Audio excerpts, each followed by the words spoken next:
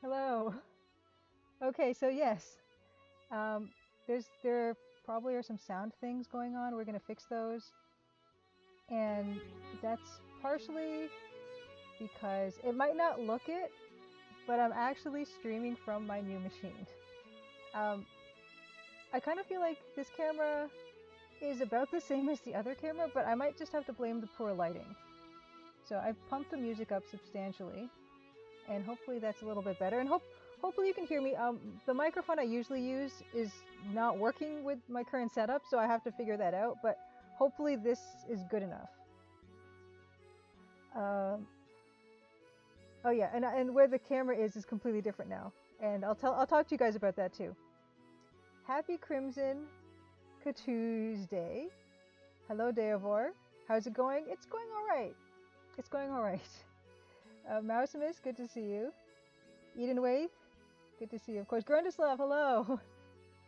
Good to see you, Grundislav. I'm gonna shout out Grundislav. And did you make your goal of 10,000 wish lists, Grundislav? Because that's really close and that's really amazing. Hey, Cosmic Boy 3. Hey, Ferrari. Hey, oh. Yeah, Grundislav streams on Wild West. I'm looking in the wrong place. I'm looking where my camera usually is. Okay, Grundislav streams on Wild West Wednesdays, and so hopefully he'll be doing a stream. Oh, you'll know tomorrow. Oh, good luck. Good luck. That's very exciting. Hey, Blah Holtzen. Happy Crimson Tuesday. And yeah, so let me know if the music is at appropriate levels, if I'm at appropriate levels, if my voice sounds kind of okay. Oh, goodness, I thought Steam did not update wishlist. I thought that Steam updated wishlist numbers at 4 a.m. Eastern, not 3. So now I know. Interesting. It's all a bit quiet. Don't know what else I can do with that. Frame rate choppy. Let's see. It looks like I have 0.3% dropped frames. 60 FPS. I think it's 4 a.m. Eastern is when the Steam wishlist numbers get updated, because I'm often awake at that time, so... Okay, the poor lighting is why we have the bad frame rate. Okay. Yikes. Yeah. Okay, so we're gonna get into it. Tonight is a music stream, and Dan's gonna be on shortly. Grundislav, am I awake at 4 a.m. because I get up early or I go to bed late? I go to bed late. I'm trying to get better at that. I'm trying to get to bed. I'm trying to be in bed by around 3. That's my goal right now. I'm trying to be better at that. Yes. Okay.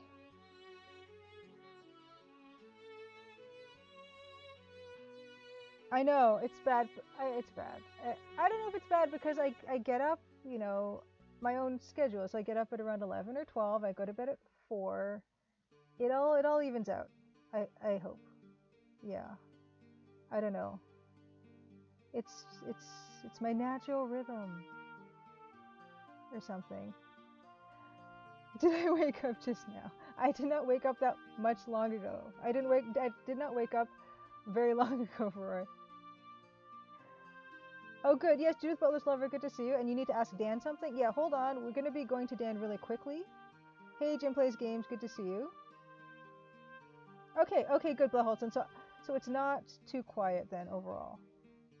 Yeah, the new machine kind of works okay. So yeah, I am streaming currently on, and if I keep looking at the wrong places, because my force of habit is the Surface Pro 2 has the camera up in the middle, like a sensible machine would have, and the Wacom has the camera halfway down the right side of the screen, and I've had to prop it up because it's a drawing tablet, so it's meant not to be like at a 90-degree angle, and so when it's on its kickstand as it's supposed to be, it's at a 45-degree angle, which is facing the ceiling. So I've had to prop it up, and I have to remember to look over here and to the right, which is why nothing is centered anymore. Good morning. Yes, good morning, Dan. Yeah, Grundislav, I'm getting 8 hours at least. I get my sleep in, the time is a bit shifted. Deluxe Tux, good evening. Ooh, you got your MacBook Air today for it. Nice. Yeah, I'm still figuring this out. So I think last stream we walked through installing my fonts from 1997 into my Adobe programs that are probably just about as old. Yes, Jim plays games. Early birds tell me you missed half the day, that you missed half the night. I just naturally, that's naturally my thing, and it kind of works for me, I guess. Yeah, so I'm okay with it. I'm getting my sleep in, it's fine. But yeah, so updates, developer updates, I have none. I'm going to be, after taking time to set up the Wacom and get some other work done, this week is going to be diving back into Crimson Diamond. I'm going to be going over some of the feedback I've received and fixing up some of that stuff, like bugs and some quality of life improvements. And then I'm going to move on to, oh yeah, I have to add some text parsers into chapter 4 and then move on to chapter 5. Yes, early birds are suspicious, Edenwaith. I agree. Oh, you like this composition better? Okay, well, I'm not going to complain. Is there anything else I need to say? Yeah, so this is the Wacom. Well, it's just, we're still ironing out the kinks. Am I enjoying the Wacom? I haven't actually worked on it yet. It was one of those things where I had some deadlines I needed to meet, and I didn't want to figure out the Wacom at the same time as meeting the deadlines. But now that those are well and away, everything's done for that. Not everything, but the stuff I wanted to get done is done. Now I can hopefully transition myself to the new stuff. Yeah, exactly. Switching costs are real. I didn't want to have to wrestle with that at the same time. Yes, Judith Butler's Lover, my sleep cycle predicted my programmer future. I guess all that remains for me to do today is introduce myself, run the trailer, and pass it off to Dan. Because Dan is going to be we're doing a music stream this week. And we're not sure what we're going to do yet, but that's up for discussion. Yes. Happy Crimson Tuesday. And Nightbot just put up the links for the crimsondiamond.com. For the Crimson Diamond. There's a playable demo on Steam and on itch.io. Okay, so I'm going to introduce myself. I am Julia Minamata. I am the solo game dev behind the Crimson Diamond. And it is a graphical mystery adventure game set in Northern Ontario, in a ghost town called Crimson, Ontario. And it's a text parser game. It kind of has a classic look and a classic sound, which is kind of what brought Dan into the picture. Dan is the musician on the project, and he's using a genuine Roland MT32 a synth to compose the music, and we'll be hearing some of that tonight. And we stream on Tuesdays, 8 p.m. Eastern. Alternate between a music stream, which is tonight, and an art stream where I kind of fiddle with some of the introductory sequence art and try to upgrade it, and eventually replace the stuff that's in the current build of the demo with finished work. Yes, an MT32. Yes. But yes, and so we have a trailer. I'm going to play the trailer just to give you an idea of the type of game it is if you're not that familiar with the style of game. But it's kind of old school, but with kind of design improvements and quality of life stuff that we've all learned from since 30 years ago. And hopefully it's a bit easier to play, and hopefully a lot of people can enjoy it that way. Okay, so I'm going to run the trailer, and then we're going to pass it off to Dan. So give me 1 second. Okay, here we go. Crimson, Ontario was once a prosperous, lively mining town. But that was a long time ago. Now it's quiet, nearly deserted, and some folks aim to keep it that way. Nancy Maple is an aspiring mineralogist assigned to follow the trail of a dazzling diamond. An intriguing cast of characters has converged under one roof, each meaning to get their own way. Or else. Will Nancy untangle the mysteries and machinations before it's too late? Will the sleepy town of Crimson shine once more? Find out in the Crimson Diamond, an upcoming adventure game by Julia Minamata. The Crimson Diamond demo is available on Steam and itch.io for Windows PC and Mac OS. Woo! Okay, fantastic. Okay, so we are set. Actually, I completely forgot. I'm going to start up Discord now, which I before with my old machine I wasn't able to run everything plus Discord at once. So I'm just going to hop on Discord now, and we're going to shut this pre-stream down. We're going to raid Dan's stream when he's live, and we're gonna do some music. We're going to make some music. We don't know what yet, but we will. Okay, so I guess I should introduce Dan. Dan is a composer, musician, and tours all over the world. Well, he did. I guess streams now. I don't know what else. Make music, but with what? Thank you, Judith Butler's Lover. We will get to that. We will get to what Dan is using. He uses a bunch of old technology smushed together with new technology, and somehow it works, and sometimes it doesn't. Yes, more oh boy and adventure. Oh boy, adventure music. Yeah, I think that's what we're going to be doing tonight. But let me see about this. Okay, next week should be an art stream. We shall see. Dan, are you live? Is Dan live? Daniel. Yes. Is Dan live? I'm just checking. Dan not live? Dan not live.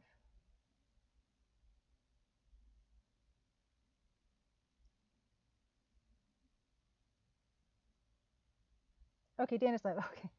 So I'll meet you guys over there. I'm gonna get the raid bus going, and we're gonna the band music. Oh, Danny boy, yes. We're gonna head over there. I'm gonna shut my OBS down, and shut down my OBS. Meet you guys there, and we're gonna do something. I don't know what. We will do something. Ha! It's not nearly as much fun to raid Dan when he knows we're coming. He knows pretty much every time. I think he knows pretty much every time we go. Okay, so I think that's everybody. We're gonna hit the raid button now, and we're gonna do some music tonight. So see you guys there. Oop. Oop.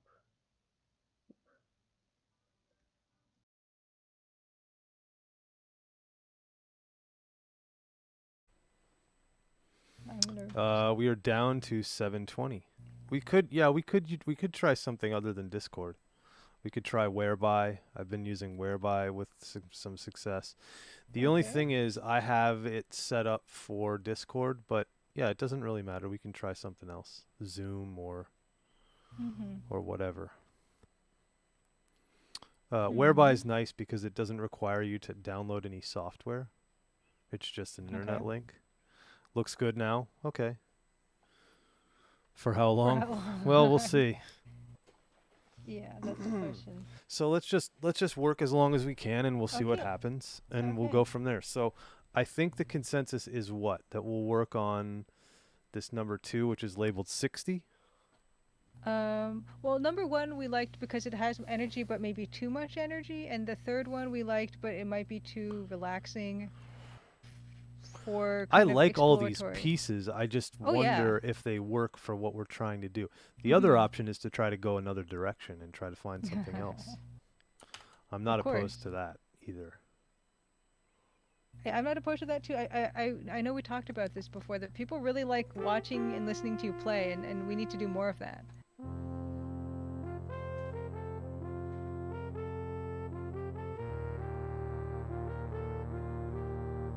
That's good. Kind of reminds me of like Star Trek music, like Triumphant. Yeah, I think it's the horn. Yeah, which I like. I don't know if I think it could work. What I was going for before was more the outdoorsy, folky kind of sounds. Yeah. Which we could stick to. I mean, it doesn't have to be so big of a horn. It could be a littler horn, like a trumpet or something.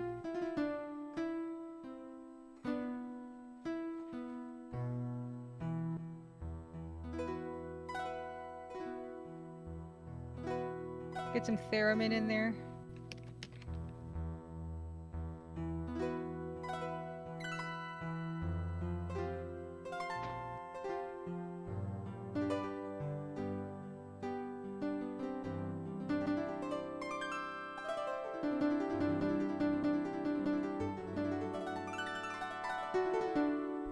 I always forget I can move the mic over here and it works.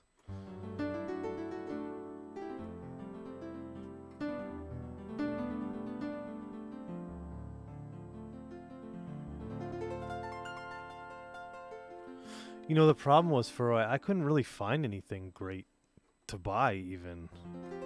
Did I send you a link to one or two?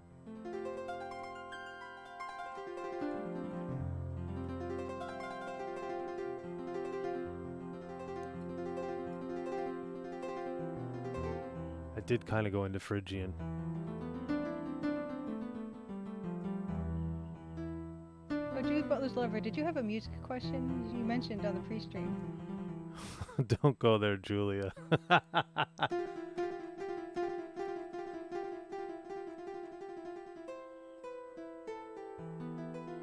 I played some Furoi, like I went and listened to a lot of demos, but I found a lot of crap. I didn't find a lot of good stuff.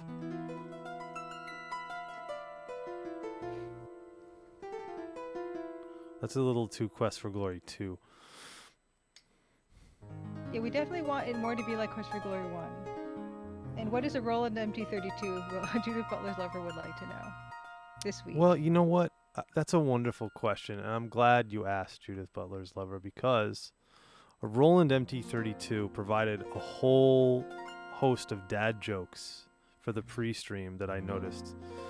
I noticed Davor, I noticed Jim Plays Games, I noticed Furoi. I believe, who else did I notice? Somebody else. Eden Waith had a dad joke in there. And if the counter was up, we'd be there.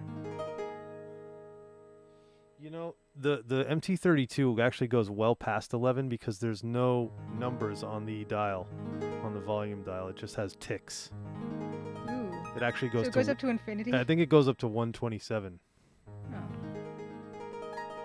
I'd like to think it just goes up higher and higher and higher until it just breaks time and space.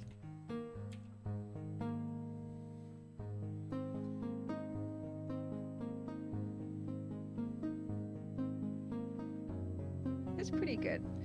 It's not too relaxing, but not too energetic. I guess we have to get into Nancy's head a little bit, like who is she as a person and what's her personality like, and That's a what good would she one. be feeling? That's Yeah, a very good one. I like that. I think excitement is definitely a thing. But it's like, she's a gentle person, so it'd be like a gentle excitement, I suppose. But it can't be because it's like a youthful excitement, really. Yeah, it's a youthful excitement for sure. She's in a strange place, and it's not even hard. It's impossible to imagine,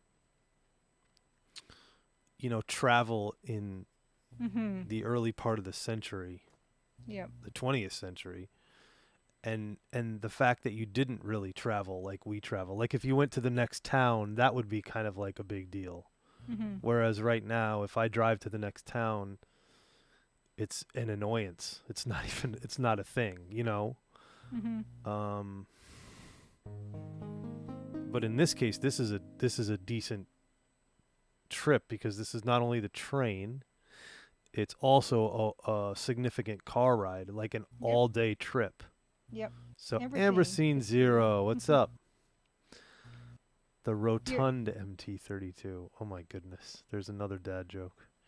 Yeah, were trains expensive, or was that the only way to get around? Pretty much at that point.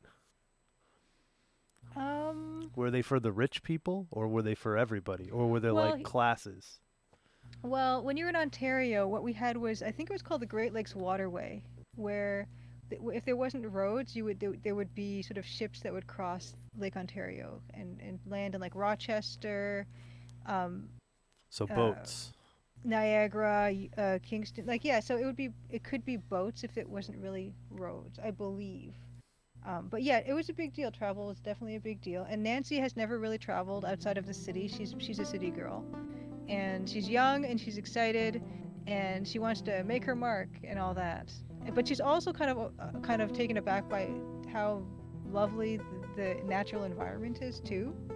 So she's kind of full of wonderment as well. So wonderment, youthful excitement, but also she's not crazy. You know, she's not a maniac. She's kind of a reserved, youthful excitement. Is that right?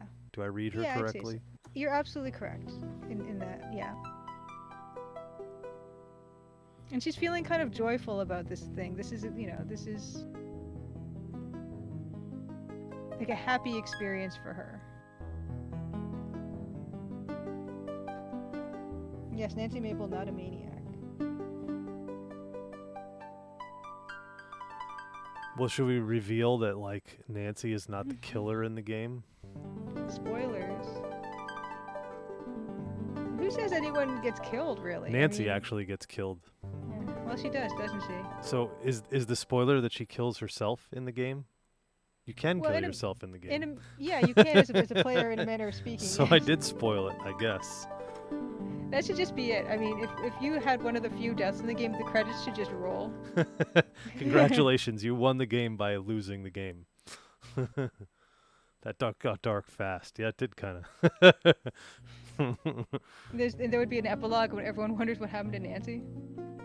And that would be the game, actually. The game would start with the mystery of what happened to Nancy.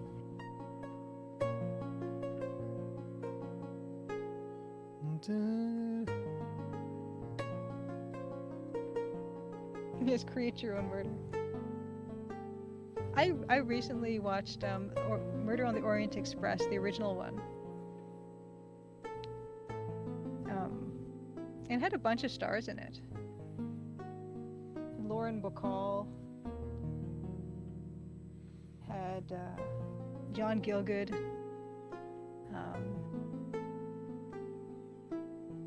Vanessa Redgrave, Ingrid Bergman.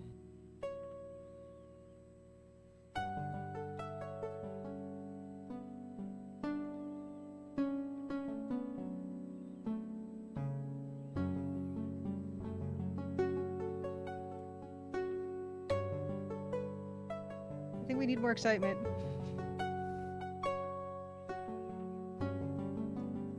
Yes, she uncovered a time machine in the woods, killed herself in the shower before she could stop herself and get away with a perfect murder.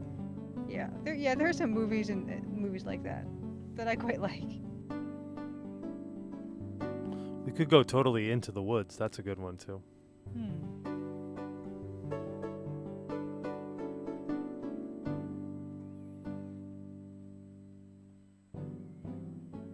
Yeah, exactly. Jim plays games. If Nancy dies, you carry on another character trying to solve Nancy's murder. Although often the way Nancy dies in the game they're not really murders, are they? It's accidental deaths. So you'd be kind of I guess a medical investigator.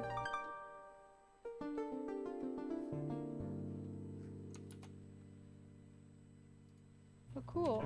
This is D&D style roleplay of horror on the Orient Express.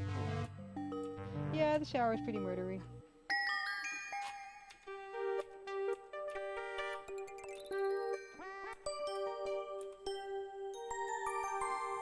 A little too magic.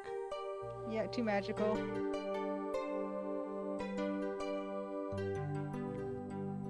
It's too like paradisey feeling. Yeah. Ooh.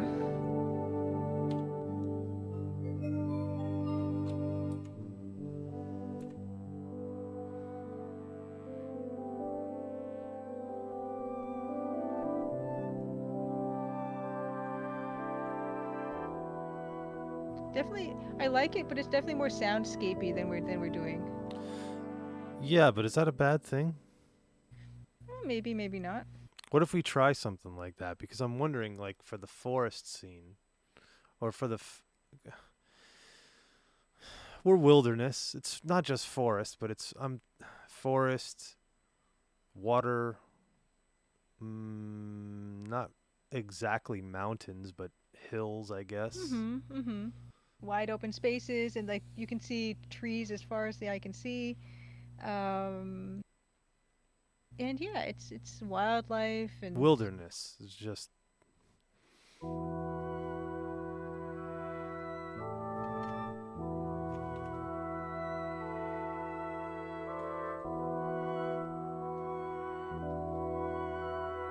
This reminds me of another game, and I don't know what.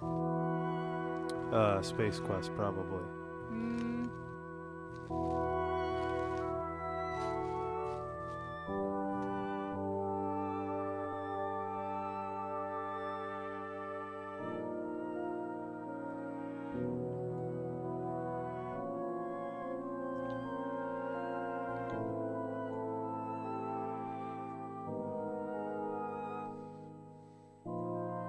It's a bit eerie, this. I think it's the sound.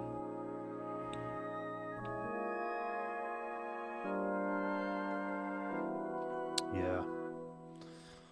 What is it? Murder cormorants that dress up inside trench coats. That sounds more like Thimbleweed Park. The stupid pigeons.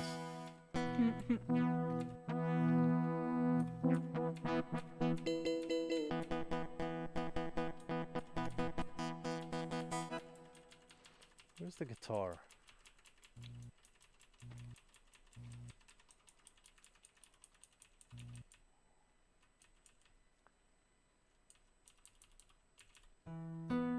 There it is.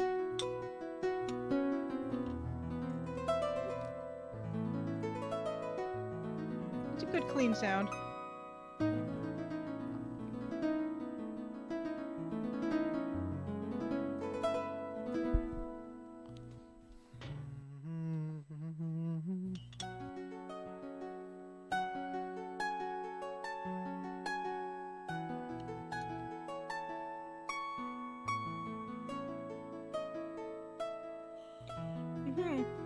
That's Mrs. Right. I like it's a bright sound in the sound, like sunshine. And there should be warmth in it too. It's kind of got a bit of warmth in it.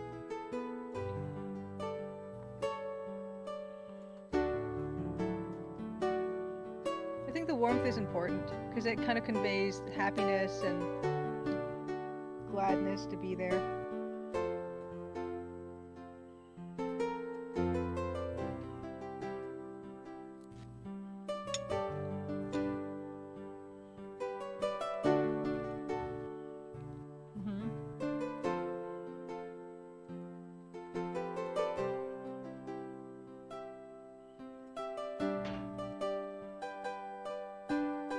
Gentle excitement.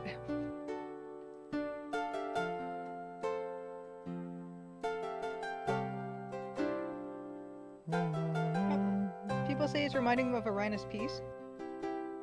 Really?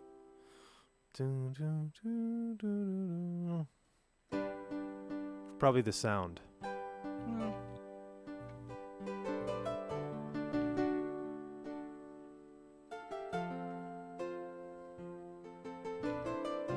Make it a bit more exciting? Sure. I like where this is going.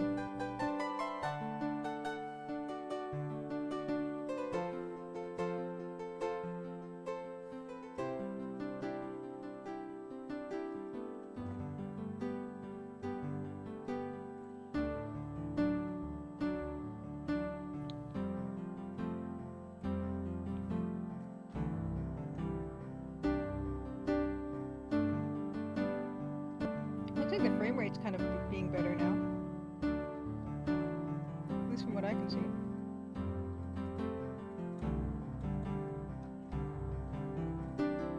What if we do that for like a bed?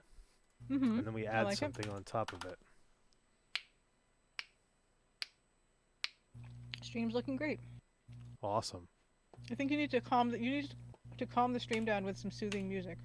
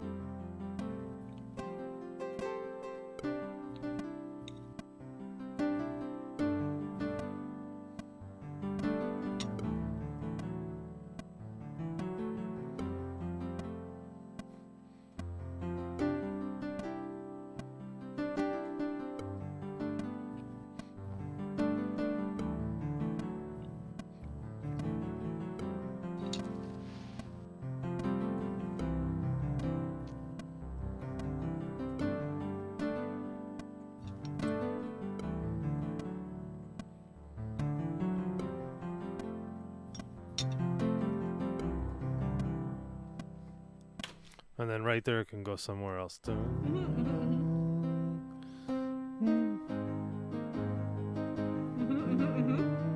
I like it. I like it. It's building. No. No.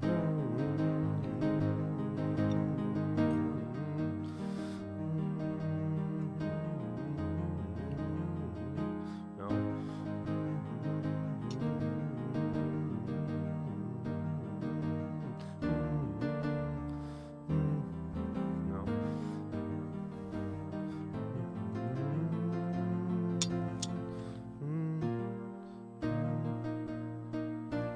Yeah, that's better.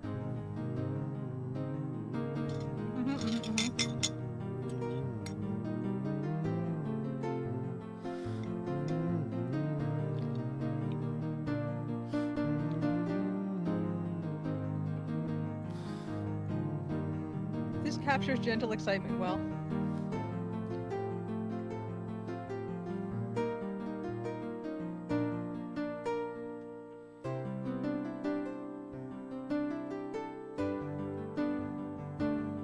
Something like that. Yep.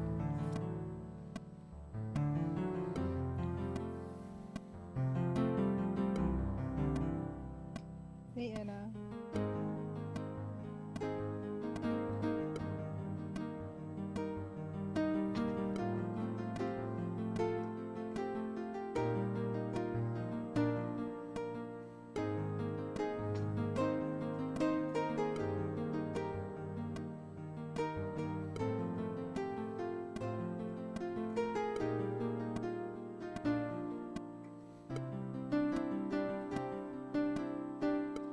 And then I'll go back. Yeah, I think we're getting somewhere. It's got gentle excitement and kind of adventure and like wilderness feeling, nature. What's up, Anna? I've been admiring your Instagram woodshop stuff. It's been pretty cool. Woodworking, I should say. Woodshop, woodworking? What's the correct term? Why is the stream working fine now? Is it the 1080 720p or It what? could be. It could be. Yeah, maybe we'll do 720 from now on. Because it wasn't working before. It was still chugging at 720 and all of a sudden it's fine. Workshop.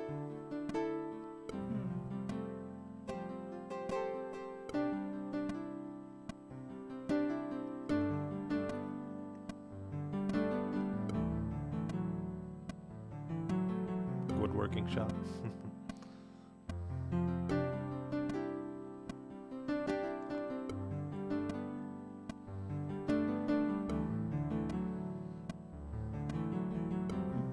Well, workshop could be a verb. You could workshop something, I suppose.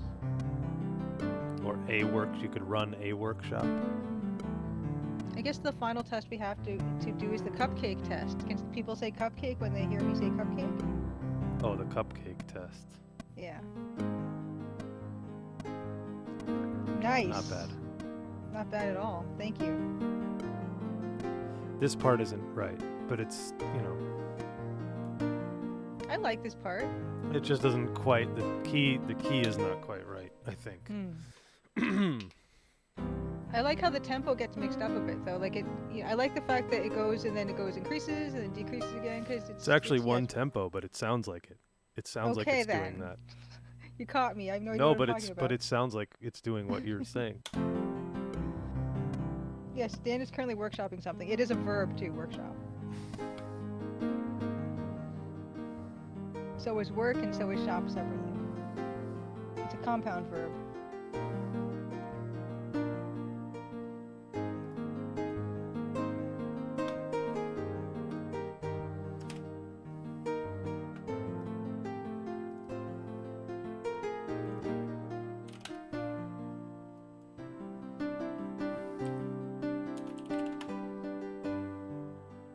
Also where you can share custom content for games on Steam Workshop? Steam Workshop. Oh. I didn't know that. Yeah, let's do some free association.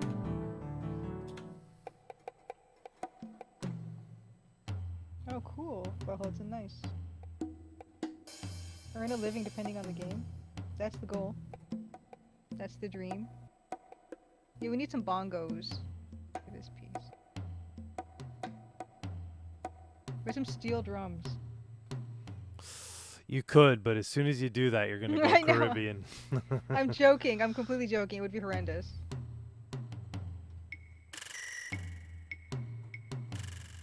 Mm-hmm. Yeah, Dan is composing Tarzan right now. We're gonna mix it up a bit.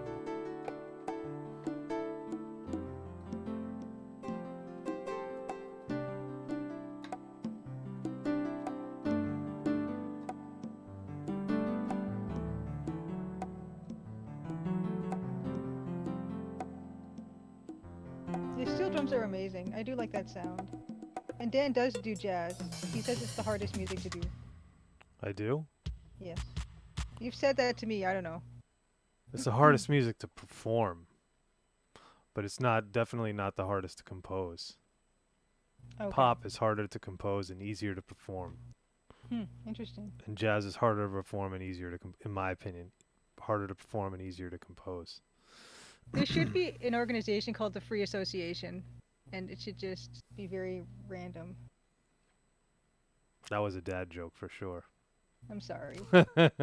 If we had the counter, it would be up. You know what did you say earlier, Furroy? Furroy suggested.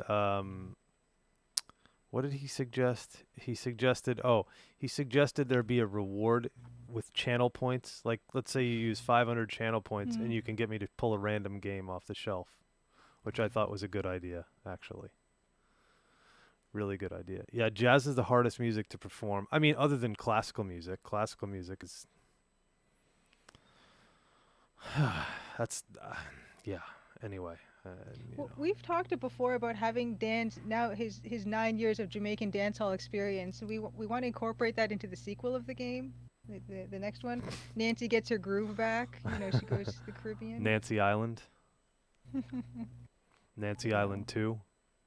Yeah, Nancy we can Island work 3. with that. We can work with that, yeah. The Secret of Nancy Island. Nancy Island. Tales of Nancy Island. Curse of Nancy Island. Curse of Nancy Island. The Secret of Yeah. Nancy Island 2. The Yeah. Chuck's Revenge. Yeah, why not? Jordan Allman's Revenge. You can cheat classical music to... yeah, I don't know. Can you? I don't know. I don't know about that. You know, the funny thing is, too, like, Keith Jarrett is one of my favorite jazz piano players, but if you listen to him play classical music, it's...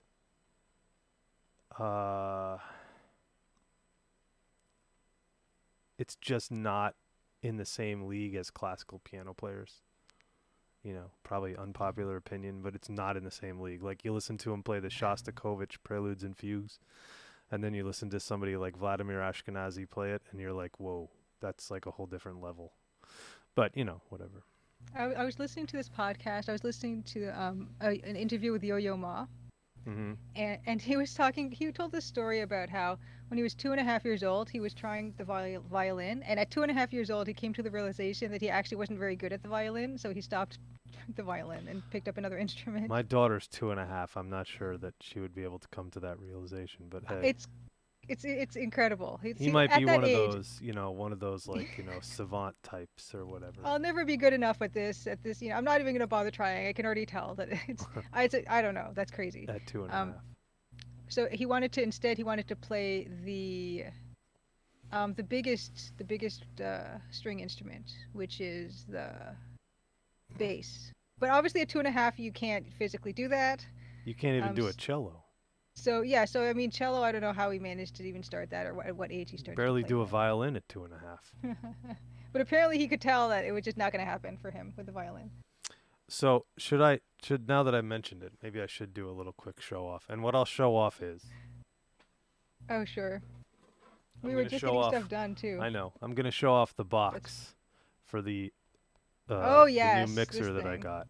The So, Flow 8. The Flow 8. This took 6 months to get because of the shortage of parts for from the pandemic and shipping being an issue and all kinds of stuff. So it turns out this is probably what I need right now. I just have to figure out one more little change, how to change one more thing, and it's gold. And the mixer currently is unplugged and not even being used. The Flow 8 is what you're hearing everything played through, and it's cheaper than, well, no, I guess the mixer is about the same price, but if you want to do some cool streaming, podcasting stuff, that's what this is built for. This thing is pretty nice, and it's a very small footprint. It's yay big, like a small game box, small big box. Now, for actual show and tell.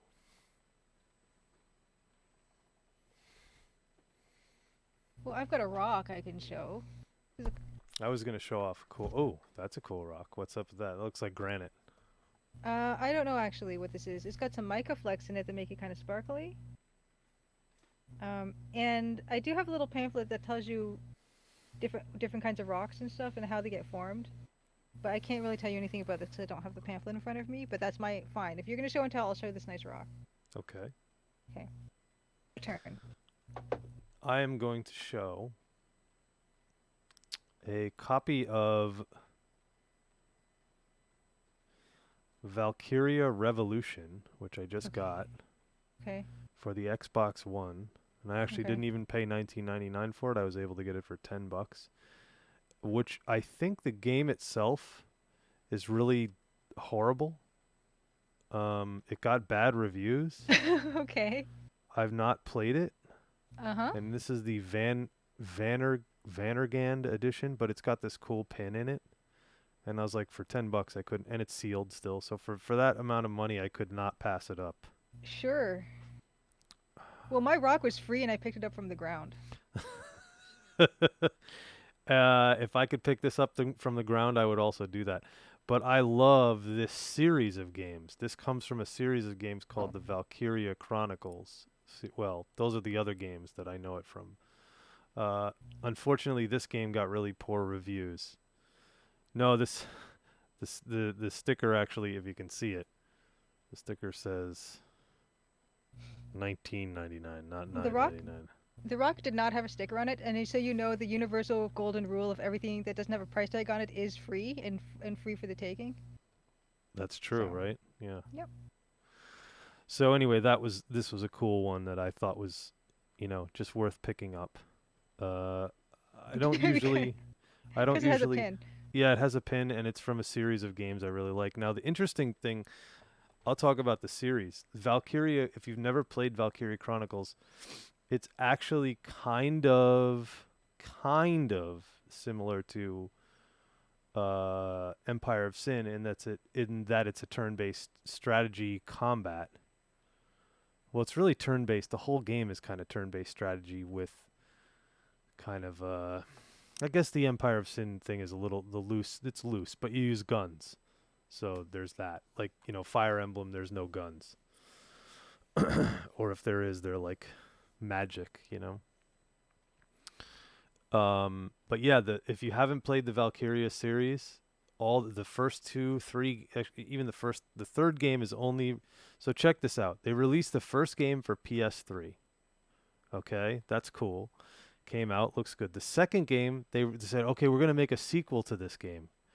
They decided they're only going to release the sequel for PSP. They're not going to make a PS3 sequel. And people were like, what the hell? Why are you not going to put this out on PS3? Why are you going to make it only on PS3? And that's what they did.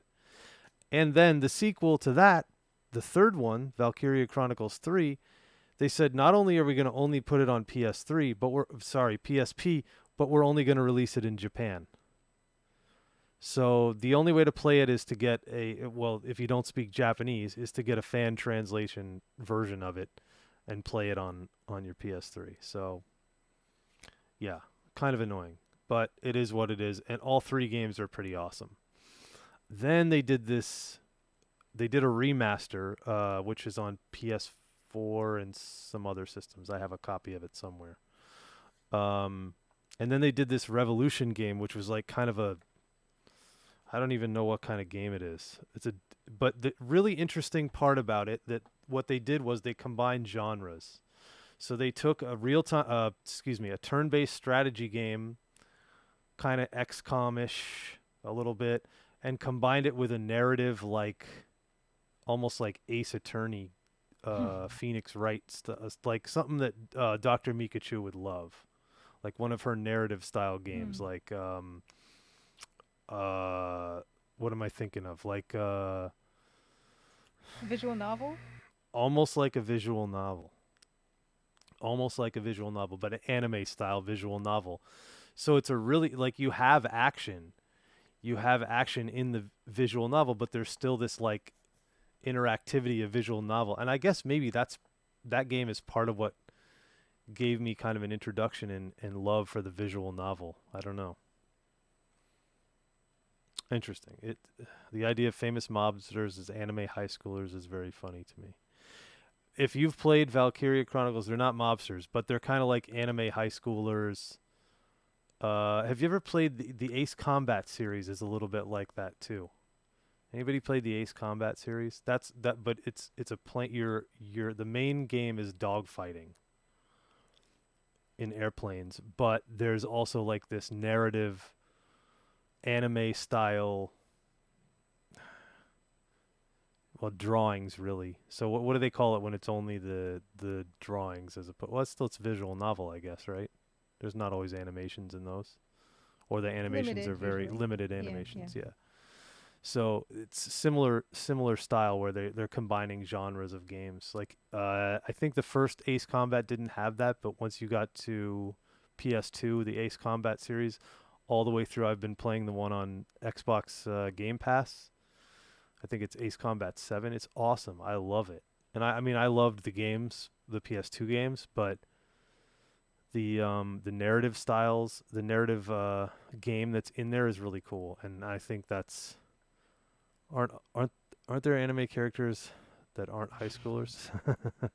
I'm not sure, because they're always in love and they're always screwing things up and they're always, whatever. But no, this particular game, I think it's Ace Combat 7. It's pretty deep, and the Valkyria Chronicles are more silly. The storyline's more silly. Even though you have kind of a serious storyline. So, did the other games do that too? Does Fire Emblem games do that a little bit too? I think they do. I don't play much of the Fire Emblem games, but those are all my style kind of games, those turn-based strategies. Empire of Sin, we don't have much in the way of like anime style or any in anime style, but we do have a lot of narrative. There's a lot of storylines throughout the game, and those storylines are continuing to be expanded as we're always releasing new patches, but we're just about to release another patch, so all that stuff is pretty cool. I think 1.05 is the next patch that's going to come out, so it's pretty cool. And yeah, so anyway, rant over. I don't know if this game's good. Somebody will have to play it, Valkyria Revolution, and then get back to me and tell me if it's worth playing. A dramatic tale of revenge in a time of war. Sure. As you do. The mob bosses show off their manga collections in this new DLC. Well, we actually haven't put out any official DLC. We've just put out patches so far, but we are planning to put out DLC. The one that we've announced, which I don't know if they're considering a DLC or what, but we've announced that we're going to do mods. So mods will be available for the game at some point. I've only played about half of the first Valkyria. Yeah, I got stuck on one of the missions, but yeah, it's going to be pretty awesome. Anyway, let's hear what we had again. Yes.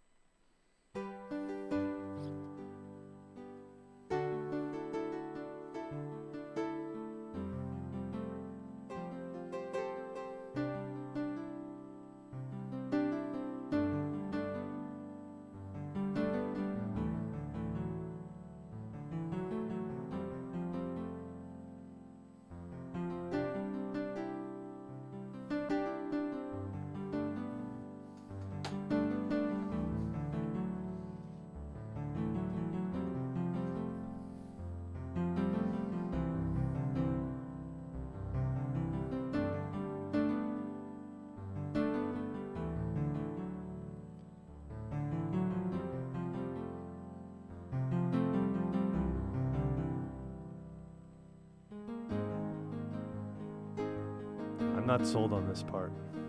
You're not? It's hopeful and bright. Judith Butler's lover, thank you for coming and thank you for sticking with us through our tech issues. Yeah. Thank you for the chat too. We always like having you talk about. Make sure you ask important questions as always. Yeah, some of them don't get asked enough, and we need that for sure. You know what? I'll live with it. I like it. I like it because it first starts off more calm, and then it gets like she gets more, excited, gently excited. I'll buy that.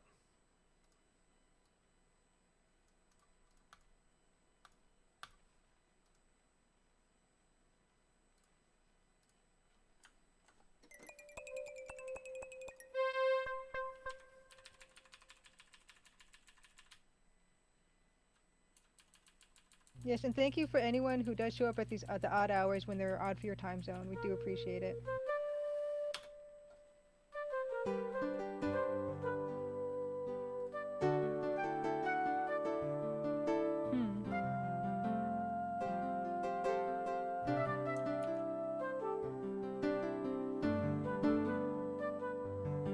That's cool.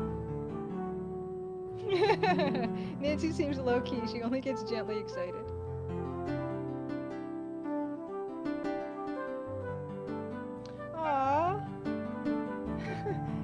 Says, Julia, my dad says hi. He was just wandering by. He says, you rock. Oh, and his dad, hi. It was nice. It was such a pleasure to meet you when I got to. And I love to see your art. It was really special to see it. So thank you for sharing that. Oh, you know what's having problems? This thing is having issues because I think it's playing back too many notes at once.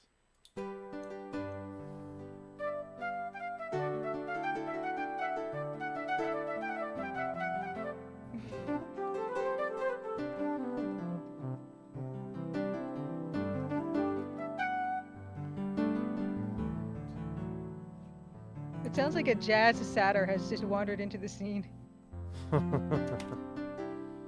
He's super into it.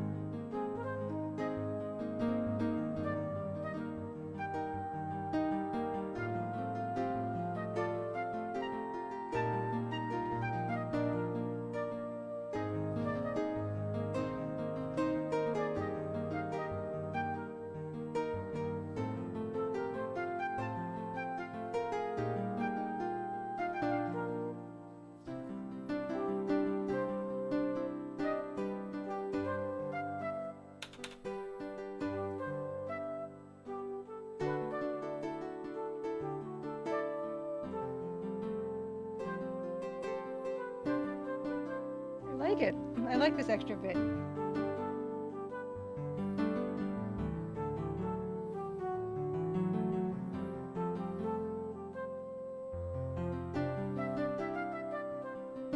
Oh, we're not on keyboard view. Oh, my bad. There we go.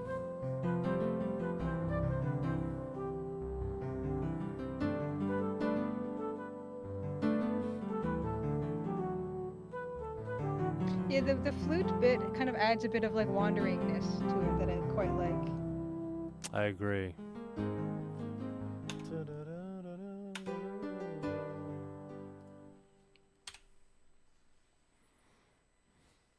Mousemas, this will not be a loopy ambient track. This will be a piece that kind of starts and ends if you're walking around outside. And if you do walk back inside, it's just going to cut right off. That's what we've decided.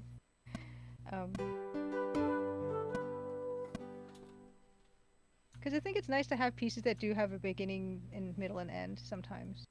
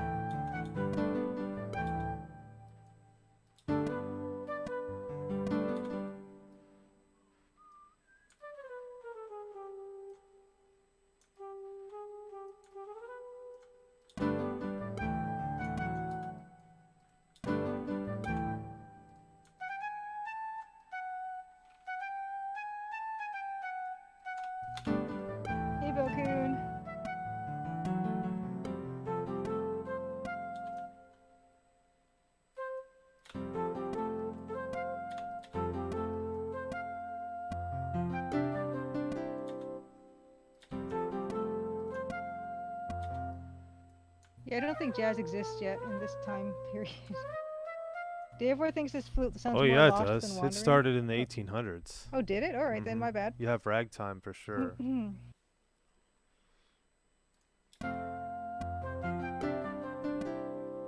There's a philosophical difference between being lost and wandering, perhaps, Davor. Sounded like falling down the stairs.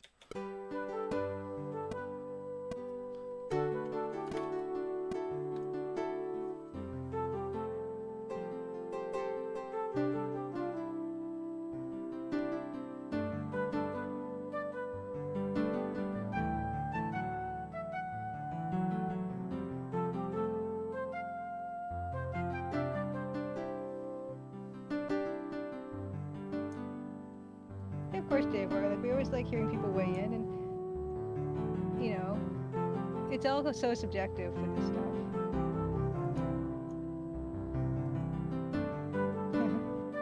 I must miss the famous quote, "Not all who wander are lost."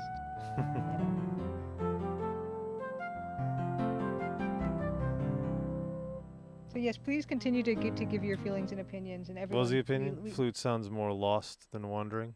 Oh, okay. Yeah, it could do. But yeah, I mean, that's what we're here for. Is we like hearing what you guys have to say about the stuff that we're doing. In a way, I kind of think that lost is okay. Or lost is part of, not lost, but like. I mean, she definitely knew. It's like there's a discovery thing going on there. For sure. You know, so that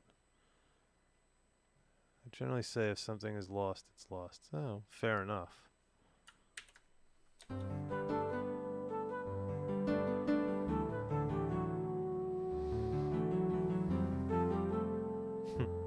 Something is lost is missing. Something that would make it more found or something.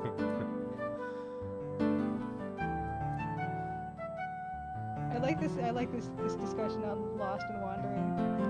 I would say generally something is lost if it thinks it's lost. Yeah. What's that? I never watched the show Lost. Did you ever watch that show? I never watched that show. Maybe neither. I watched The Lost World. I watched Westworld.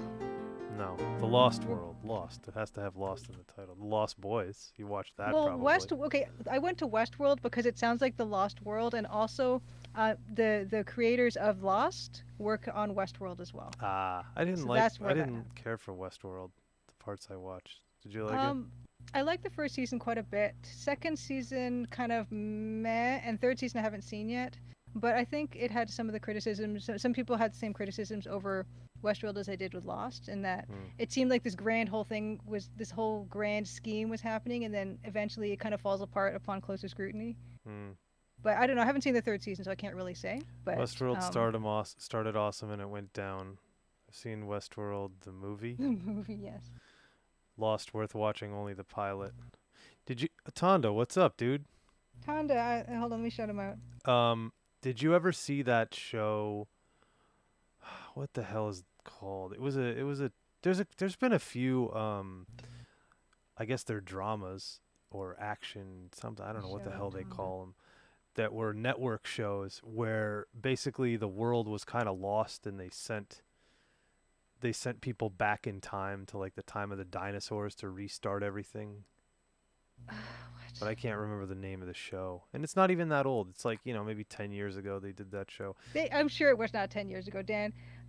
With my time you know what 10 years ago was? What? It was like 2011? Yeah, like 2010. Really? No, it kind of had the vibe of the Land of the Lost, but it wasn't that old. No. Oh, Terra Nova. Terra Nova, yes. Terra Nova. Nice. How did you know about that? No, my friend she's watching the stream and she said it was Terra Nova. Yeah, so. Terra Nova, really good. I'm impressed. Terra Nova kind of had the vibe of Land of the Lost because they were in the time of the dinosaurs or something, and there was like barbarians or something that were attacking their base or whatever, and there was like kind of a. Let me see what year this was because I need to know. It's maybe a little longer. Maybe it was 15 years ago, but it wasn't that long ago. Terra Nova show. Okay. 2008, 2009, somewhere in there. So Tonda, I just want to quickly shout out Tonda. Tonda's an awesome streamer and artist, and so definitely check him out if you get the chance. 2011, you're exactly right. It was 10 years old. Okay then. There's egg all over my face. Okay. Well, there's another really great show that's not related to that, but it was called Kings. Did you ever watch that show? I did not watch that show. That was it was kind of loosely based off David and Goliath, and that was a show, it was a network show also, but Ian McShane was one of the main actors in it, and it was kind of like, when he was kind of popular from Deadwood, they were hiring him to do everything for a little period of time. And he did that show, and that show should have been really, really great, but just people didn't. I think it only lasted one season. What was it called? Kings. Kings, and what was it about? Was it about kings? It was kind of about David and Goliath, but like in a modern setting, like kind of in a dystopian future modern setting. Okay. Kind of. How to describe it? It's tough to describe, but like basically David stopped, well, I don't want to ruin it, but David is like one of the unsung heroes or not really unsung. He becomes the hero of this show, and there's kind of magic involved. I think they were going to try to develop it into something over more than one season, but it didn't last more than one season. And the music was really awesome. No, I liked the show. And a few pretty good actors came from that show, Ian McShane already had a career at that point, obviously, but that was a really nice pilot, and the idea was David and Goliath was kind of like an overarching piece of the show in a way. Good and evil kind of thing. So there was it wasn't really biblical, but it was like kind of more, there was biblical references sort of, but it was more on the fantasy, but it wasn't fantasy. It was taking place in modern times, kind of. If you play Valkyria Chronicles, it kind of had that feel to it, that time period feel to it, in a way. Like there's tanks and stuff, and they're in, I forget the name of their city. I think it was, I don't know. No, Lucifer's way more biblical, I think, but I've never seen that show. Full Metal Alchemist I haven't seen. Altered Carbon was okay. I liked the first season. The second season I liked the actor better, but I didn't like the season better. I read the book, and I don't remember very much about it at all. It was just about this, the idea you're downloaded into a chip or something. I don't know. It was okay. It was kind of Matrixy, Yeah, I tend not to watch a lot of TV and shows and things. I have very little knowledge about that stuff. It's another good one. Dave Gilbert often references it as one of his stories that he likes to read. I don't think it's that he watched the show. Harry, what's his name? He's a wizard, but he's like in modern. He's in a modern day, he's kind of broke all the time, perpetually broke. Dresden Files. Dresden Files, yes. Harry is his name Harry Dresden? I don't know. It's just funny when you said there's a Harry and he's magical, and of course everyone immediately their minds go to Harry Potter. But I knew that's not where you were going. Not Harry Potter. No. Yeah. Dresden Files. I hear good things about Dresden Files, but I've not read it or watched it or anything. The Expanse. Oh, that's cool. Jim Butcher is impressive. Is Expanse is a book or a TV show? It's both. Well, it's both now. And what's cool about The Expanse is they filmed it a lot in Toronto, in Scarborough, actually. In fact, the university that's close to my house, they used that as one of the locations for one of the buildings. Cool. What's The Expanse about? It's sci-fi. It has to do with a near future sci-fi where we sci-fi. kind of mine comets and moons for resources, and so there's a whole outer planet type of system of commerce and working class type of thing. I like the setting more than the actual story, I would say. I did watch this Expanse. I think I've watched the first 4, 5, or however many seasons there are. I don't know. What is it on? Is it on Netflix or something? I don't know. I can't remember. Okay. I haven't watched it in at least a couple of years. Okay, I'll have to check it out. Yes, the solar system has been colonized. There are 3 nations: Earth, Mars, and the Belt. Yeah, it's a really cool Amazon idea. Prime. Okay. Yeah. Oh, Yeah, Prime Amazon Prime. Okay. in UK. Amazon. Okay, cool. Yeah, we have Oh Amazon. yes, Anna, thank you for dropping your interview with Francisco Oh, you in did an chat. interview? Oh, I gotta listen to that. Yes, for Sweet. sure. Nice, 2 episodes. Nice. I Nice, nice, still nice. I still love the Williams interview. That thing is It was great. It was incredible. serious. Yeah. Yeah. I like all of them, but the Williams, I mean, you know, I'm I'm I'm a sucker for nostalgia, and they I guess in a way they're probably responsible for all of us being here, right? Yeah, for sure. And yeah, you're Together. definitely a sucker for nostalgia, as we can see from everything that's behind you. Yeah. Yeah, really. Behind me, behind you. That is true. It's Nancy. If there's no, you know, Laura Bow, is there a Nancy? No, it's So so true. yeah, if there's no Weeping Willow theme, is there a reason for me to buy an MT32? I You don't buy know. them without any reason. You wanted to buy a That's second one true. that was broken, That's so also true. yes. Yes, I like your reasoning here.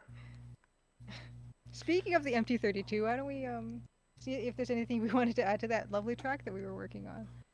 I think I like the way you think.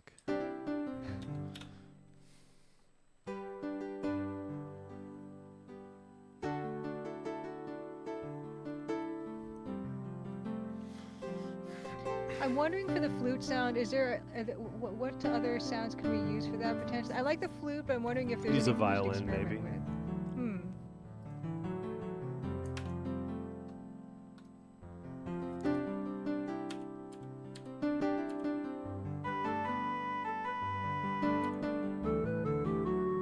Ooh. That's Maybe this. recorder.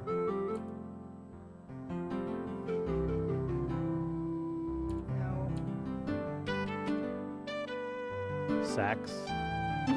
Sax, why not? Saxy sax.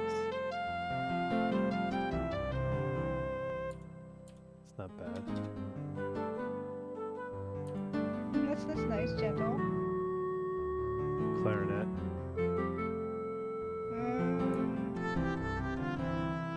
Oboe. That's not bad. I don't mind that one either.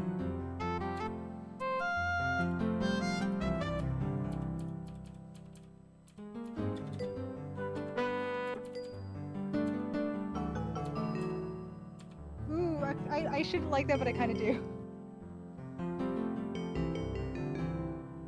That's kind of nice too. It probably doesn't have enough like length to it though. That sound. Maybe it ends needs really- it.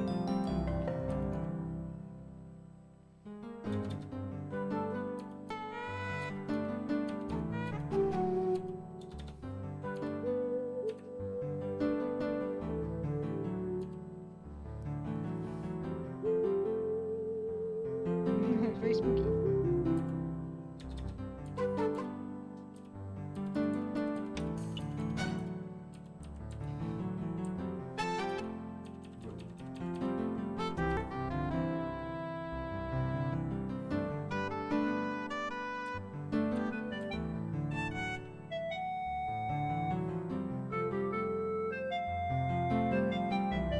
I kind of like that. I like this one and I like this one.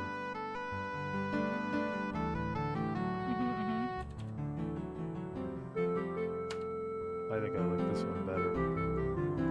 This is good. Yep. It's more like Canadian wilderness, I guess. Yeah, wilderness. Well, it's a woodwind instrument made of wood, in theory. Made of Yeah, diodes. like a flute. So not Made of wood. transistors.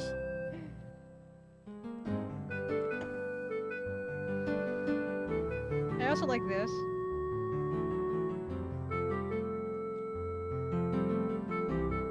It's very wildernessy. Yeah, I think we should go with this one. This is 84, which is clarinet.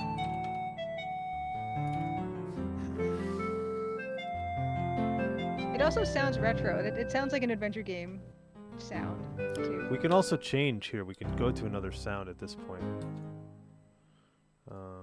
Let's see. when we get to this point. Oh.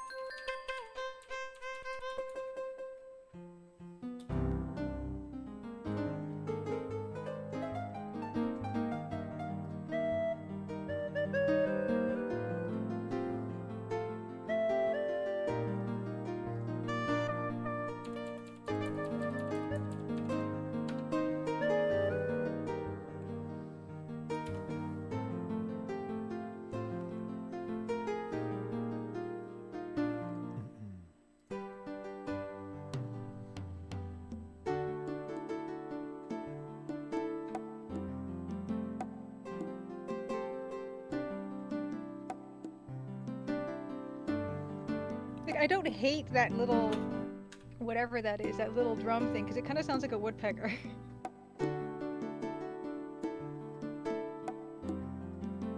I kind of don't like it and like it. I don't know. Maybe it needs to sound more like a woodblock. Maybe if it was more woodblocky, I'd like it. Because that's kind of a very folksy instrument.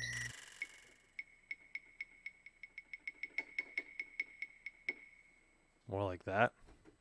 No, you know, like just a woodblock, just a simple. Just remember, we don't have a lot of options here on the MT32.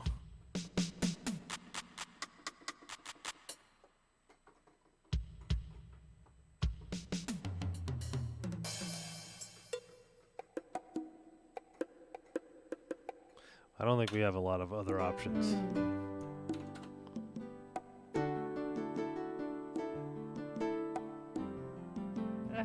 No, I don't think so.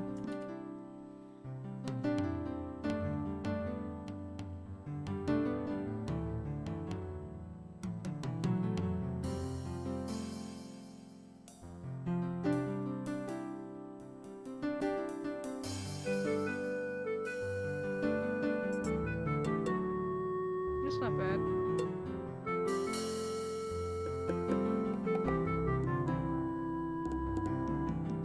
It's not bad. I'm really on the fence with that though. With the percussion? Yeah, it's slightly You know, it bongo, might but be it's slightly something. woodblock. This might be one. It's too Monkey Island. Yeah, that's possible. Mm-hmm. The problem is, this might be one of those things where you put it in game and then you're like, oh, it needs it. But I would almost rather err on the side of let's put it in game first and then decide that it needs it, as opposed to let's put it in and then just be like, yeah, it's not working. You know what I mean? Does that make sense? Yeah, I get it. As you say, it's always easier to add than to take away. Yeah.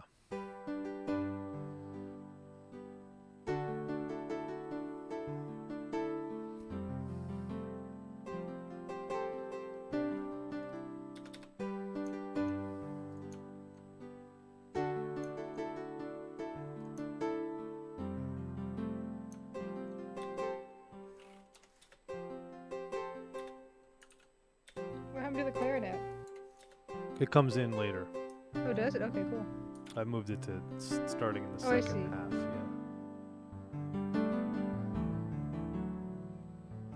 Yeah. Just to give yourself a little time to kind of hear what's going on.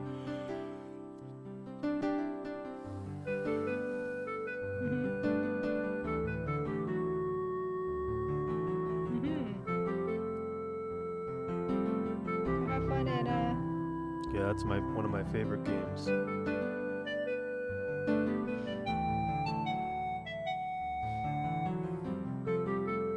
This is a good sound. Yeah, really good sound. Yeah.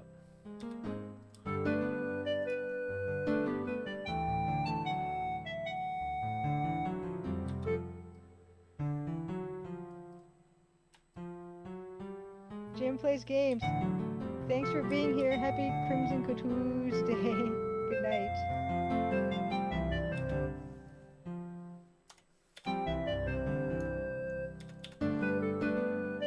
Later, Jim plays games. Thanks for coming. As always, bro. We appreciate it.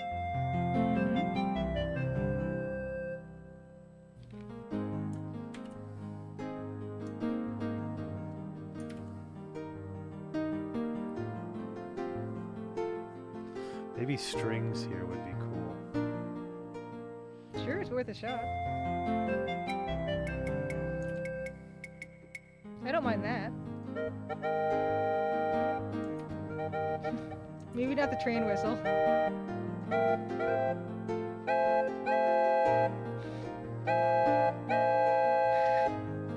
Last stop. Last stop, frame rate.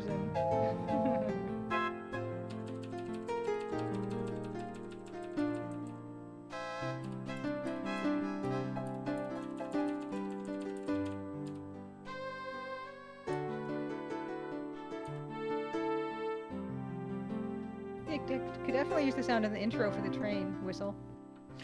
Yeah, definitely. We can make that. We can make that work.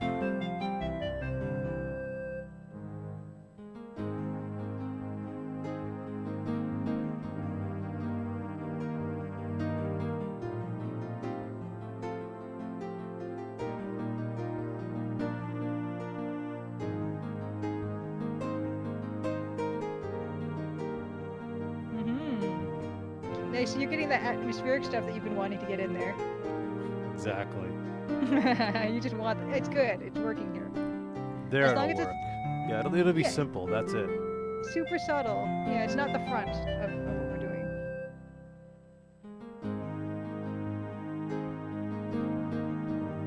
And it does add that warmth to it and that feeling of, yeah.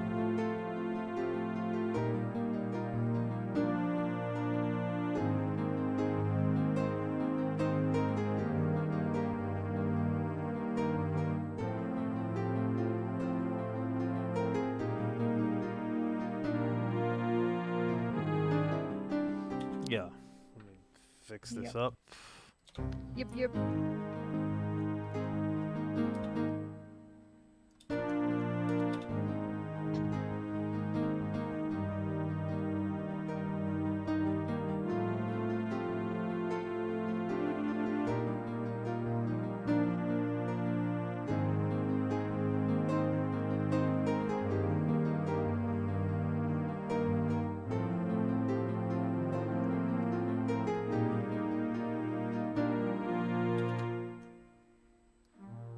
What is it reminding me of now?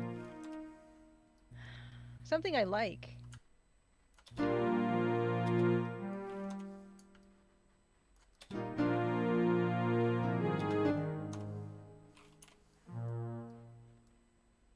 I'm starting to think, well, Maximus makes a good point. Player will wonder what's going on, what's happening, why all this music suddenly. And I'm actually wondering now that he said that, we probably Well, it's could new do... exploration, so I think it's okay. And it's only going to be for a few seconds, 50 seconds, a minute. You walk around for a few screens, and then it kind of disappears. Yeah, it's pretty pronounced for okay. background tune, which is leading me actually to this thought, is maybe in the very beginning of the game when you assume control of Nancy, there should be like a tune for the house, and like exploring the house that's Could kind of be. like this, Could right? be. To set the tone, Could because be. we said we didn't have enough cozy mystery music. Could be. There could be a piece that's very much like this, but it's kind of an interior type of cozy mystery. Could be. Like cozy tune. Do you have your notes close by? Yes.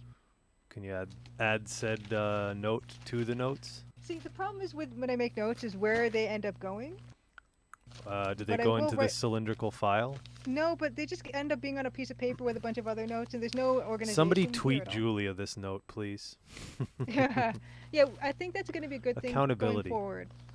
For the next music stream, we should try a cozy mystery tune that's kind of like this one, but for the inside of the house. When you first get to explore the inside of the house, which is I like chapter that 1. idea. Yeah, I really like that idea. So I will write that in here. I'm just glad that we made it to something. We got something out of this because I was afraid we were going to have to call it and cancel this stream because we couldn't even get the thing working. So I'm pleased we got anything done at all at this point. I'm always pleased when we get anything done at all, but we always do. So. We do. It's Eventually. just I was just worried about not being able to do anything with the frame rate issues that we were having. Police Quest 3 had a certain cozy theme for the Bonds home. I never played really any of the Police Quest games. I will write that in the note. Reference PQ Bonds. Isn't it kind of weird that Sonny Bonds has the last name Bonds, which is kind of like James Bond? Is that strange? Sonny Bonds, James Bonds. James Bond. James Bonds. James Bonds. James Bonds. What happens if I'm hearing the cozy mystery interior, then I trigger the eavesdropping? Well, you can't really trigger the eavesdropping that quickly, can you? Takes yeah, a you little can, while. but maybe what we could do is the cozy interior exploration would happen just when you're in the upper level of the house, maybe. I mean, you'd have to like be playing at Julia speed to get the thing to trigger that quickly. It would be 50 seconds. You could conceivably make it down the stairs to do the eavesdropping if you knew exactly what to do within 50 seconds.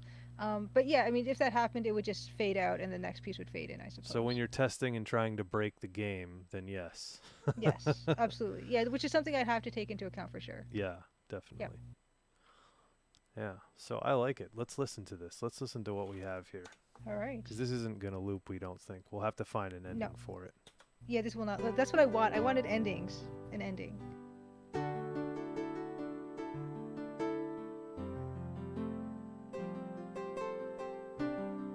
Is it hard to write an ending for a piece? No. I don't think so. Well, you don't think any of this is hard for some reason, so you're no judge. The hardest thing is to work with the MT32.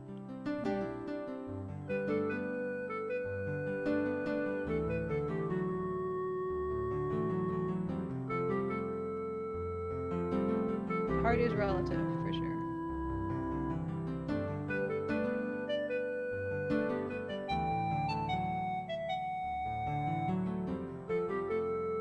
MT32 does all the work. Sometimes.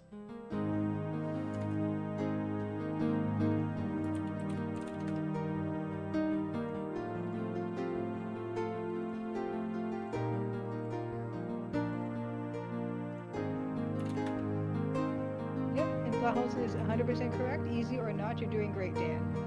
Thank you. Dan's the band.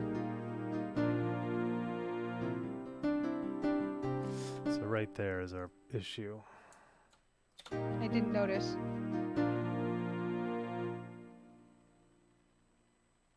Well, let's see.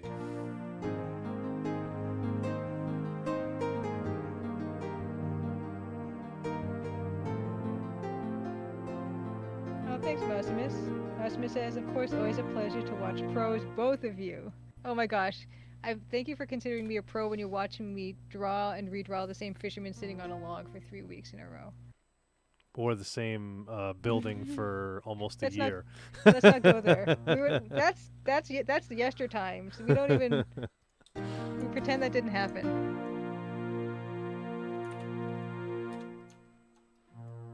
Deluxe Talk suggests we end with a ta-da fanfare. You or could. An upward arpeggio and then a low C. You could. We're not going to, but you could. So let's hear what that would sound like, because I don't know what either of those are. Well, hold on. Let's see if we can get this working. Okay. I think that actually might work.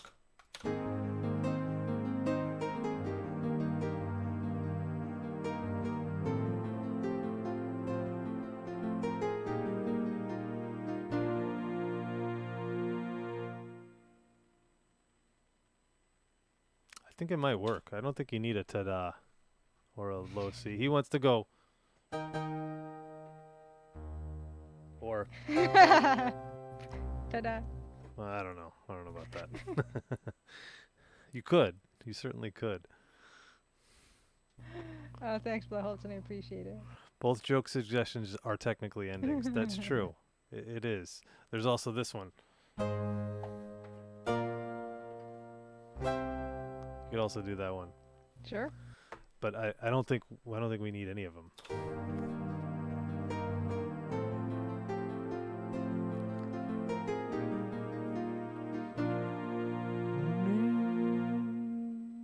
We could add a little something here.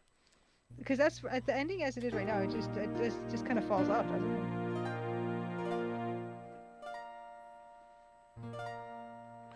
Yeah, but where do you want to go? I don't know. I kind of liked that thing you just did, but go end on a low. Woo. Go to the E flat. We could. Sure. That's interesting. Yeah, that's what I say, Blaholzen. Yeah, something low to settle on after all that. Yeah.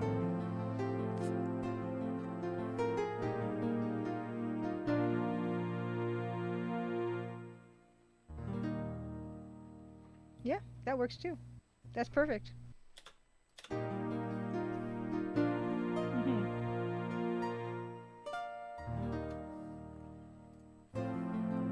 Nice cozy little landing.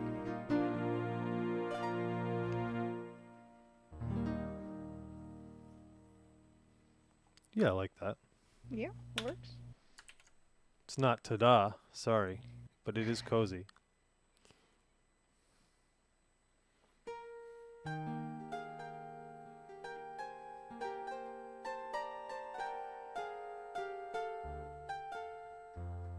Ooh, jaunty variation of Crimson Diamond theme.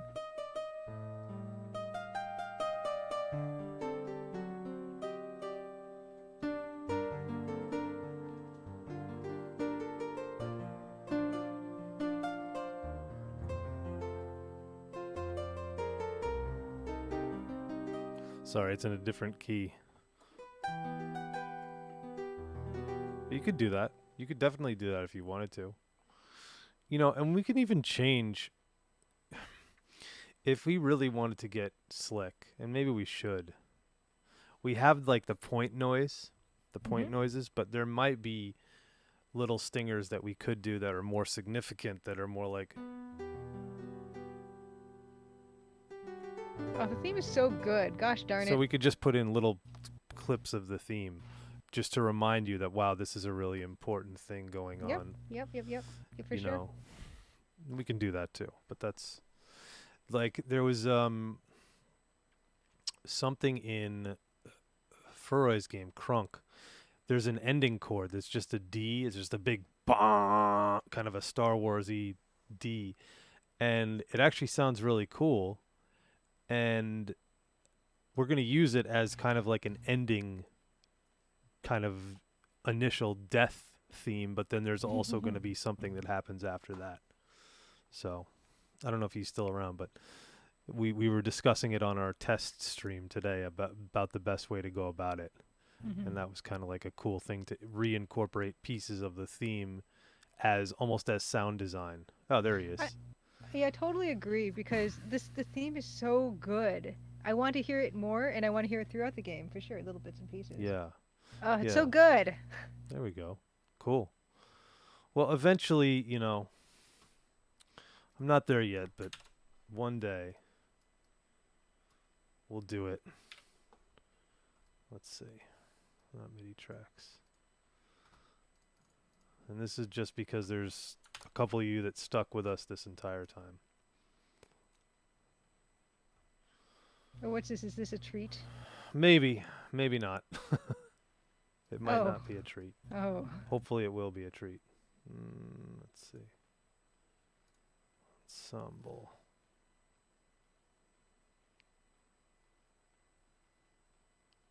Yeah, I would love to hear some improvised weird versions of that theme in other weird keys.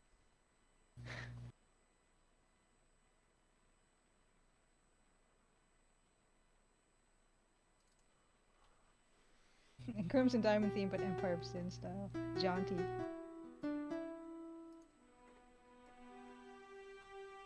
Ooh, yes.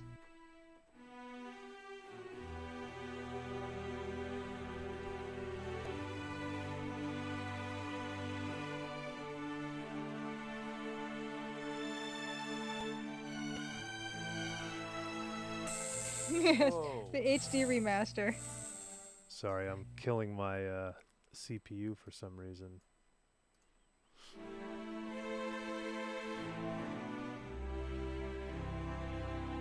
Yeah, this is for when we do the orchestral, the symphony orchestra plays the Crimson Diamond music at Roy Thompson Hall or Lincoln Center or wherever it's going to be.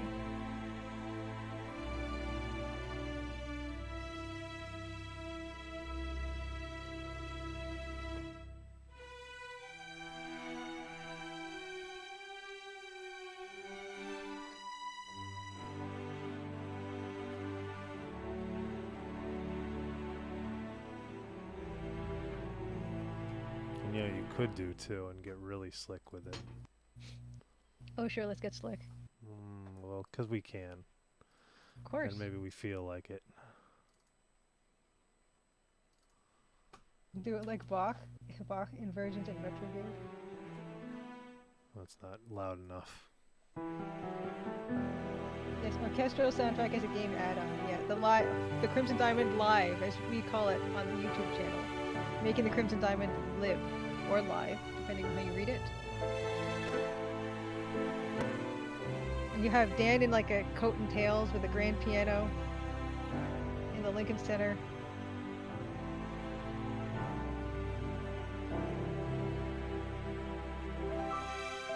Or else scenes from the game play on a gigantic screen behind him, which would look really weird. Oh, come on. What are you breaking now? Pro Tools. Sure. It's actually the CPU. You want to see something funny? Watch this. Oh god. Now, why is it going to 100% when you can clearly see none of the other 24 threads are having any issues? The memory is only at 19%, which is still a crazy amount because I have 64 gigs of RAM in this machine. What on earth?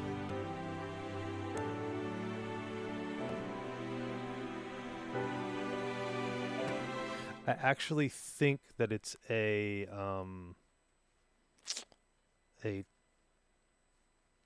temperature thing or something to do with the cooling of the CPU.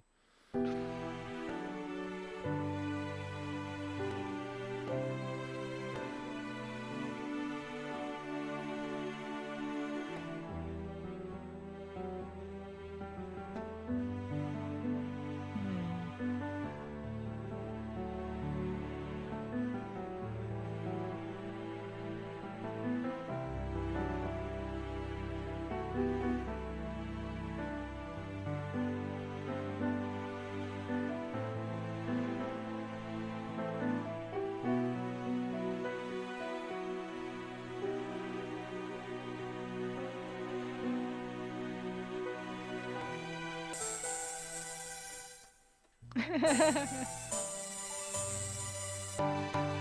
we go.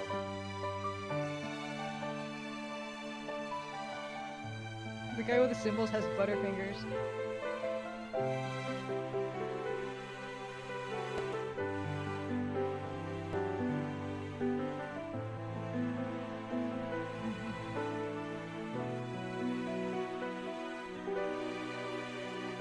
You like the crunchy version of the whole thing.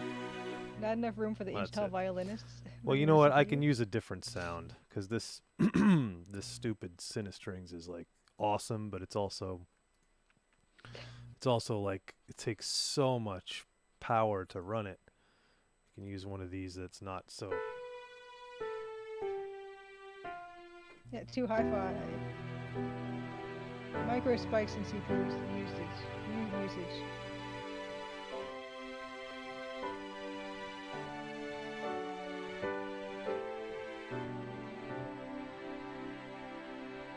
And I can use a better piano.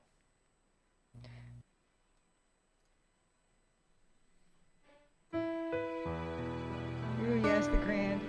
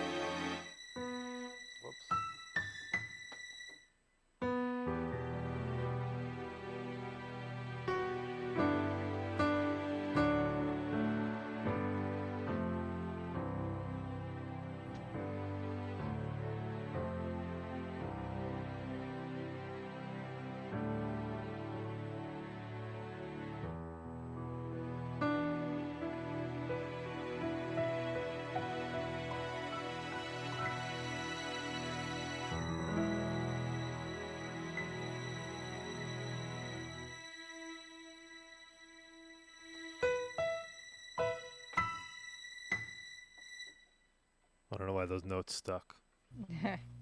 Yeah, I don't know what the microspikes in the CPU are. Yeah, right? The end credits. We could do something like that for a trailer Hmm. and do some cool music. You know, believe it or not, the funniest thing is it's easier to do music like that than it is to use the MT32 because it's the layering is so much more difficult. Hmm. And the way this is implemented, everything's in here, what they call in the box. So all the instruments are here, all my settings are here, I can just tweak them on the fly. The MT32 I have to send system exclusive messages back and forth and hope they're received properly. This was all your idea, though. So. Yeah, that's true. You know, this thing is frustrating though. I got to figure out what's going on here. There's got to be a reason for this because that should not be happening. I think it's a BIOS setting. I'm not exactly sure. But like you can see, like now when I'm using this. Yeah, you're fine.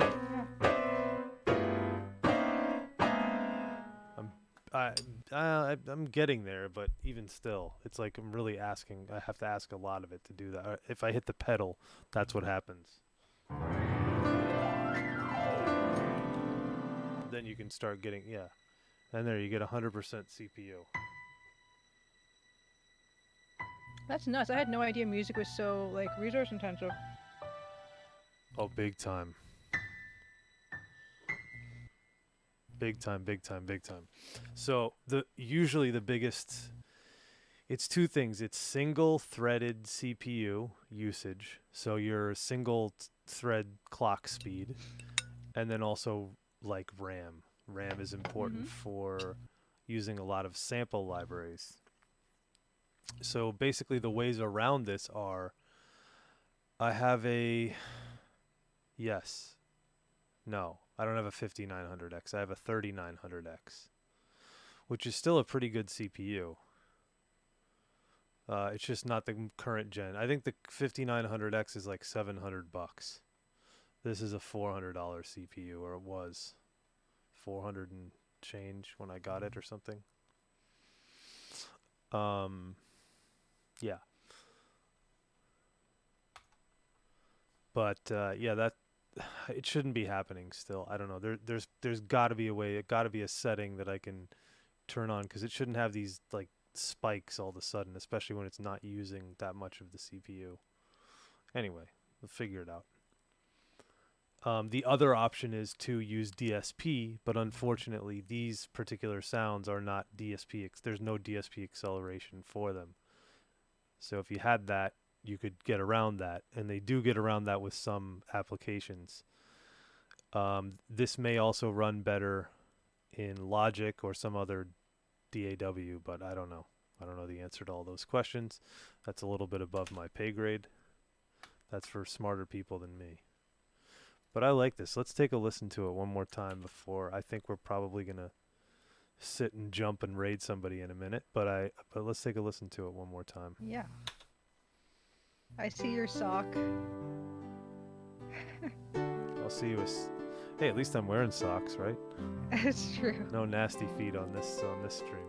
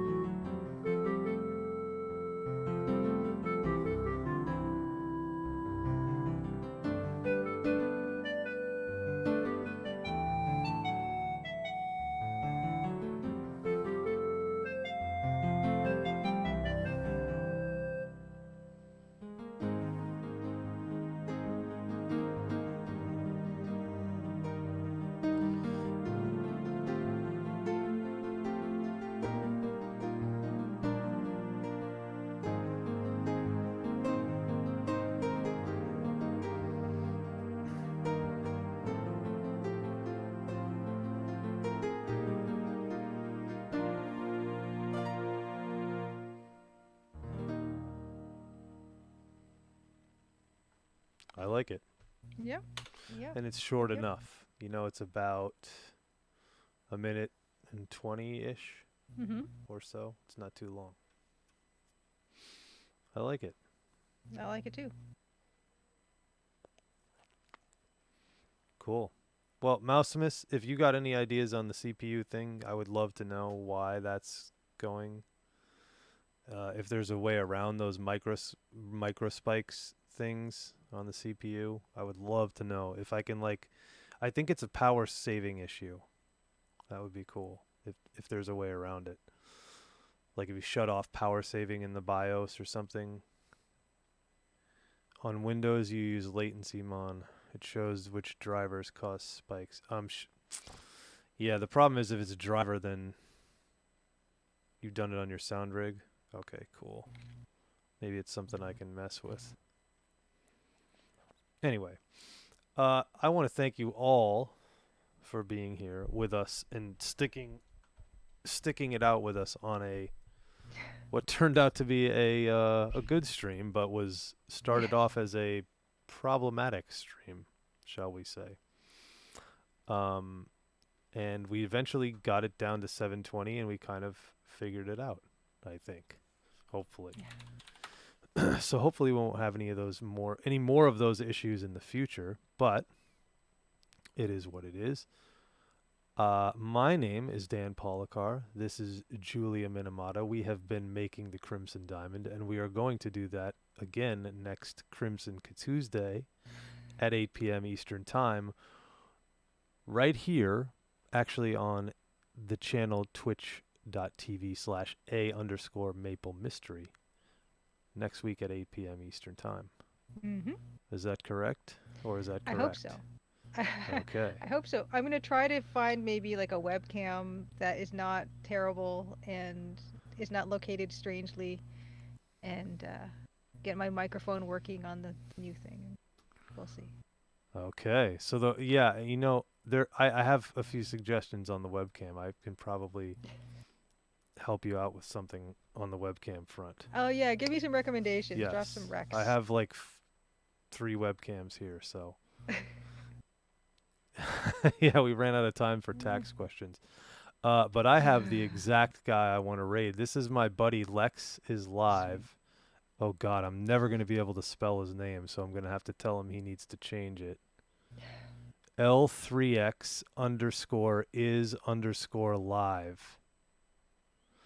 Yeah, bro, that's going to have to change. So raid L3X_is_live. So let me give you a preface of who this guy is. He is a bass player who I've worked with for years, but he also designed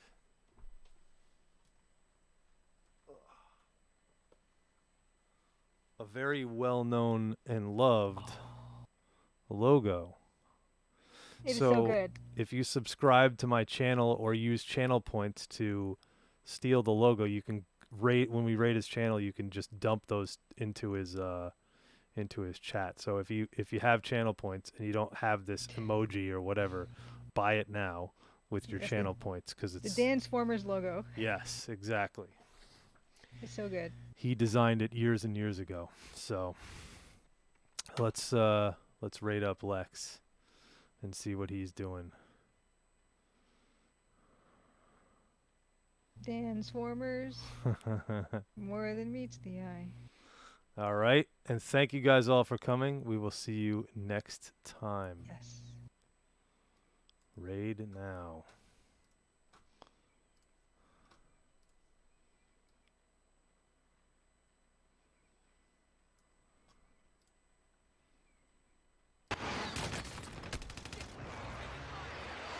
He's going to have no idea.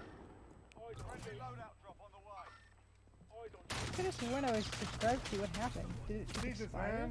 man. Oh, Jesus. Dan. Love the emotes, man. Love the emotes. We're going to screw up this